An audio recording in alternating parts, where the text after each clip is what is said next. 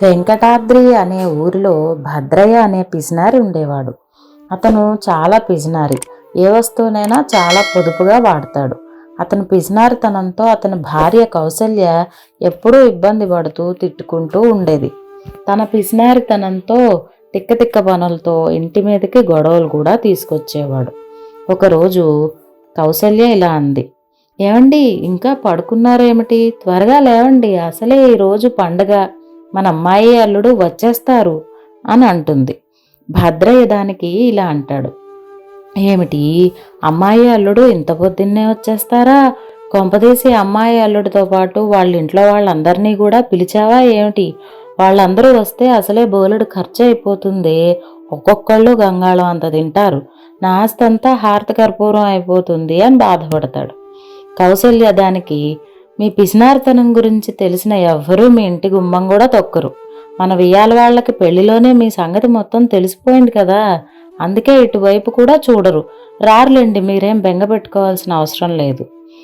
అన్నట్టు మర్చిపోయాను, రాక రాక మన అల్లుడు మన ఇంటికి పండక్కి వస్తున్నాడు కదా, అతడి కోసం గారెలు చేస్తాను. మీరు అంగడికి వెళ్ళి గారెలు చేయడానికి అవసరమైన మినప్పప్పు, గారెలు వేయించడానికి నూనె తెండి అంటుంది. దానికి భద్రయ్య, ఏమిటి ఈరోజు గారెలు వండుతున్నావా?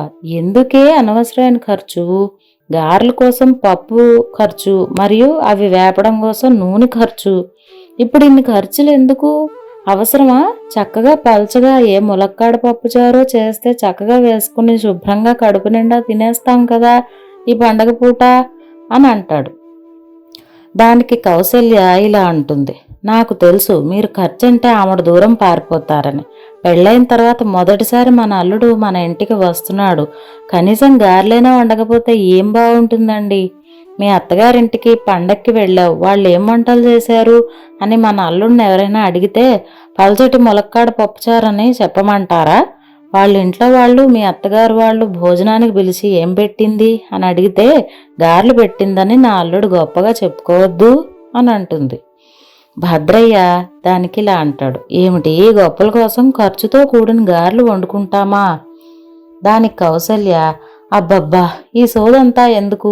మీరు గారెలు చేయడానికి అవసరమైన సామాన్లు తెస్తారా, లేదంటే నన్ను పుట్టింటికి వెళ్ళిపోమంటారా అని అడుగుతుంది. భద్రయ్య దానికి, అమ్మమ్మ అంత పని మాత్రం చెయ్యకు, గారెలు చేయడానికి అవసరమైన సామాగ్రి తెస్తాను, లేక చేస్తానా?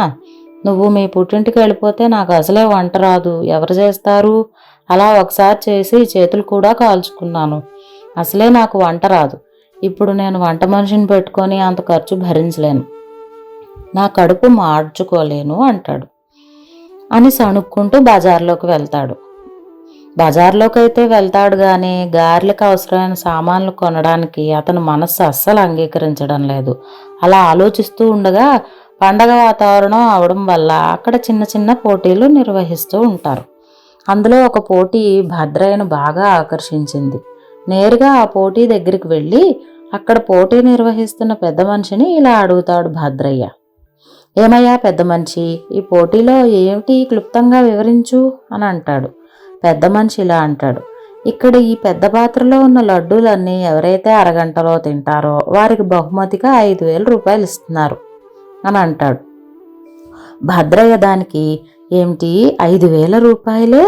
నిజంగానే 5,000 రూపాయలు ఇచ్చేస్తారా అని అడుగుతాడు. దానికి పెద్ద మనిషి, పోటీ గెలవగానే ఖచ్చితంగా 5,000 రూపాయలు వెంటనే ఇచ్చేస్తాం కానీ అంటాడు. భద్రయ్య అందుకుని, మధ్యలో కానీ ఎందుకు వచ్చిందోయ్ అని అడుగుతాడు. పెద్ద మనిషి, ఒకవేళ ఆ పాత్రలో ఉన్న లడ్డూలన్నీ తినకుండా వదిలేసిన వారు మాకు తిరిగి 2,000 రూపాయలు ఇవ్వాలి అంటాడు. భద్రయ్య, ఏమిటి 2,000 రూపాయలా? అయినా ఈ పోటీ ఏదో బాగున్నట్టుందే, ఎంత తింటే అంత ధనలాభం వస్తుంది. నాకు తెలిసి ఒక్క పాత్ర ఏంటి, ఇంకో పాత్ర తెచ్చిపెట్టినా అందులో ఉన్న లడ్డూలన్నీ తినేస్తారు. గారెలు వండడానికి ఖర్చు చేస్తే దానికి 10 రెట్లు ఎక్కువగా నేను సంపాదిస్తున్నాను అని మనసులో అనుకుంటాడు. పక్కనే ఉన్న పెద్ద మనిషికి తాను కూడా ఈ పోటీలో పాల్గొంటున్నట్టుగా చెప్తాడు. పెద్ద మనిషి సరే అని అతను పెద్ద పాత్రలో లడ్డూలన్నీ అతను ముందు పెడతాడు. ఇంకా భద్రయ్య లడ్డూలను ఒకటి ఒకటిగా తినడం ప్రారంభిస్తాడు. కానీ పాత్ర లడ్డూలు సగం ఖాళీ అవ్వకముందే భద్రయ్య పొట్ట పూర్తిగా నిండిపోతుంది.